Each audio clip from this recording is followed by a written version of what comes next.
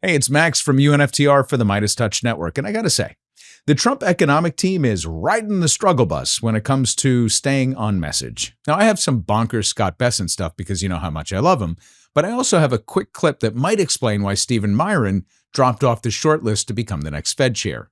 He's still my dark horse, but whether he gets the nod or not, he's already made a significant impact on the institution. So we're going to talk about the status of the Fed, a bit about Miran as a game changer, and how he just said the quiet part out loud about the Biden economy. So let's go. All right, let's get to the heart of the matter. Here's the fun part. This is the setup that put the Fed governor in a box. See, Trump has been touting tariff dividends from the trillions of dollars that we're taking in from tariffs, even though it's only billions. He's lying. So in October of 2024, last year, tariffs and excise taxes were 5% of gross revenue. This year, it was 9%. So, yeah. But our deficit increased by 10%. Womp womp. So Bessent's been running around and saying this. Let's go back. The One Big Beautiful Bill was passed on July 4th, but for working Americans, it was retroactive to the beginning of the year. Most taxpayers did not change their withholding. So as a result, we're going to see very substantial 100 to 150 billion of refunds in the first quarter go directly to Americans' pockets. So the sooner they file, the sooner they'll get them. Our estimate is it could be 1,000, 2,000 per household, depending on the number of workers. Now remember, kids, when Scott Bessent stammers, it means he's lying. 1,000. Anyway, the reason Bessent is promoting this is because he's running cover for the fact that Trump was lying all along. There was never going to be a tariff dividend. And in fact, if there was, it would liquidate the Treasury's checking account. So they have to concoct a story about how big and stimulatory the tax refunds are going to be. So big, it'll boost demand next year and carry us into the promised land. But here's the thing that I can't figure out. Let's hear those numbers again, Scott. We're going to see very substantial 100 to 150 billion of refunds in the first quarter go directly to Americans' pockets. So the sooner they file, the sooner they'll get them. Our estimate is it could be 1,000, 2,000 per household, depending on the number of workers. So that's 100 to 150 billion in refunds that could amount to $1,000 to $2,000 per household. Now hold those numbers in your head for a second, because I want to quickly share how Maria But Her Emails introduces Scott in this clip. I am with the Treasury Secretary this morning, who is also the IRS Commissioner, who is also the guy who's holding it all together. Okay, so he's Treasury Secretary and IRS Commissioner. And by the way, if Kevin Hassett is tapped to be the head of the Fed, they're talking about putting Bessent also in charge of the National Economic Council. Again, for another day. So we've got Treasury Secretary and IRS Commissioner. And those numbers again, we have 100 to 150 billion in refunds, or 1,000 to 2,000 per household. So this is where I'm going to need your help, because I don't math so good. I went to the IRS website, the one that I guess Scott's in charge of, and I found this. Now again, I'm no Ramanujan, but if I'm reading this correctly, the average of Biden's last 2 years was 290 billion in refunds for an average refund of $3,100 per filer. Okay, sorry. Stephen Miran. You know, I get so lost in Scott Bessent's fantasy world that it takes me a minute. Okay, so Governor Miran was being asked about tariffs, inflation, and whether tax refunds would be stimulatory. In other words, would they spark inflation? Now, why this matters is that, remember, Miran's only job on the Fed is to try and lower rates. He's been talking about this since before he was a Fed governor, and he's dissented at every single meeting so far, saying that even though they've been cutting at every meeting, it's not enough. In fact, he's stated on multiple occasions that he believes the true neutral rate, or R-star, in his opinion, is around 1.3%. So right now, the federal funds rate is a range of 3.5 to 3.75 after all three rate cuts. Now, Miran has said that even though he thinks 1.3% would be agreeable because he's such a nice guy, he's okay with 2 to 2.5%. What a guy. Now, I'm going to get into a bit more of his beliefs in a minute, but I want to play you this clip to see if you can spot where he was put in a corner and went way off script to give away the game.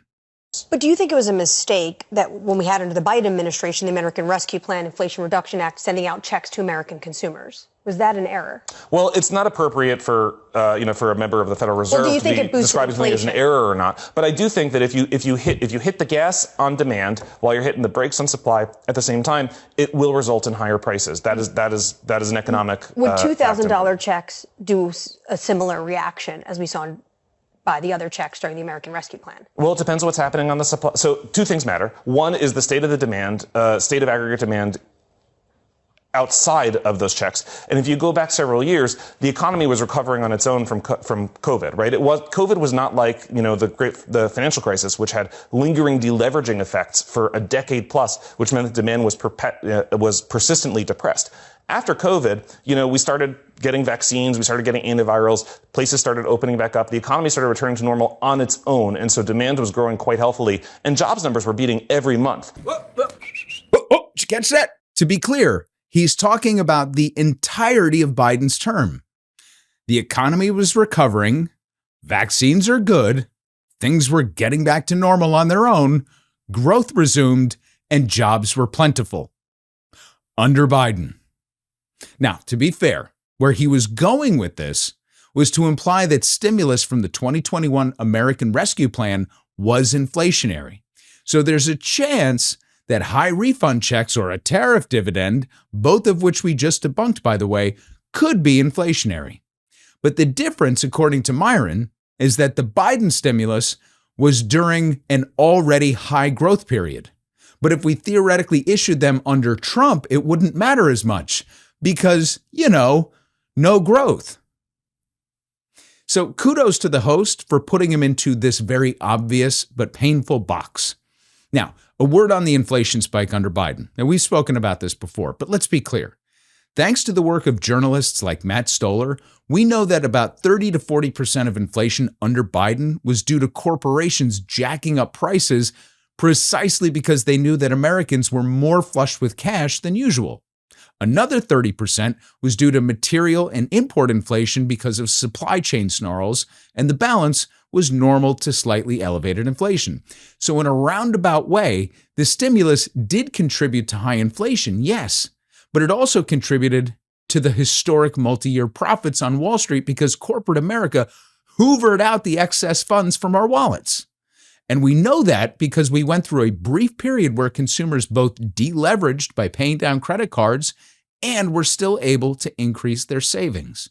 So now let's talk about Miran, because there was speculation, myself included, that he might step into the chair role when he was first appointed to the Board of Governors at the Fed. But since then, the odds have turned against him dramatically, with Kevin Hassett still the favorite to nab the position. So if no one else vacates their position, then Miran would theoretically have to step down to make way for Hassett's appointment. But regardless of what happens to him, we have to at least give him credit for bringing a significant amount of attention to rate cuts. But Miran plays a lot more than that single note. He's a veritable one-man band. Remember, this is the guy who quite literally drafted the president's tariff plan in 2024.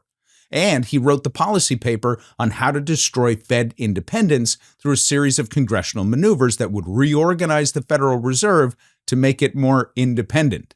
Yeah, the political appointee to the Fed, who still technically holds a position at the White House, wants to depoliticize the Fed by actually taking a sledgehammer to it to put it under the control of the executive. Now, let me offer a bit of grace. The thing is, I wholly align with Miran's view on rate cuts, because I think inflation is entirely Trump's fault. And had they left well enough alone, we would have seen it continue to come down. This could have left the Fed to deal with the labor issue alone. Instead, they have a stagflation problem. Now, to be clear, I don't put as much stock in the Fed's ability to perform miracles with rate cuts and rate hikes, and I don't think that rate policy has as much impact on inflation as everybody likes to believe. But to the extent that there are even a couple of debt instruments like credit cards and commercial loans that are tied to the federal funds rate, lower interest rates are in our best interest right now because both are in crisis. Also, I think the inflation that we're experiencing is the result of tariffs. Miran doesn't because he can't. Otherwise, his entire tariff thesis statement falls apart. Now, the reason I believe this is because oil is now trading consistently below $60 a barrel. So everything should be cheaper, but it's not. Also, the dollar has lost 8% of its value from its high in 2025 because it's being discounted on the global exchanges due to, you guessed it, inflation expectations from tariffs. These guys have no idea what they're doing. And here's the other thing. They're not backing off their tariff plan even if the Supreme Court strikes them down. At the Deal Book Forum, Scott Bessent told Andrew Ross Sorkin that they already have plans ready to go to permanently get around any court tariff ban. So this is it. This is the economy that we have. They're staying the course. This ridiculous course that will continue to pour the nation's wealth into the hands of the few. Their single working class economic policy is tax refunds, something that we already get. And if we're to take Bessent at his word, something that will be less than it has been in the past. And Miran just gave the game away by basically admitting that the economy was better under Biden, which means that the sticky inflation, the job losses, the spike in bankruptcies, the private credit market implosion, these are the direct result of Trump throwing out the good and replacing it with only bad. And with all that said, I do want to level set before we go, because there's something that we should talk about with respect to Biden's economy. For years, way before I came to Meidas, I was fiercely critical of the Biden economy because it was improving at the top, but it wasn't translating to the rest of the economic spectrum. So his whole bottom-up, middle-out idea was a sound one, but it wasn't working for very specific reasons. And my baseline argument during these years over on UNFTR was that the establishment Democrats cowed to Republicans by gutting the American Rescue Plan and the Inflation Reduction Act of the very policies that would tangibly and immediately alleviate the widespread economic pain that Americans were feeling. It made predicting a Trump re-election very easy, albeit painful. So programs like the extended child tax credit payments were a godsend, and they let them expire and then punted on them.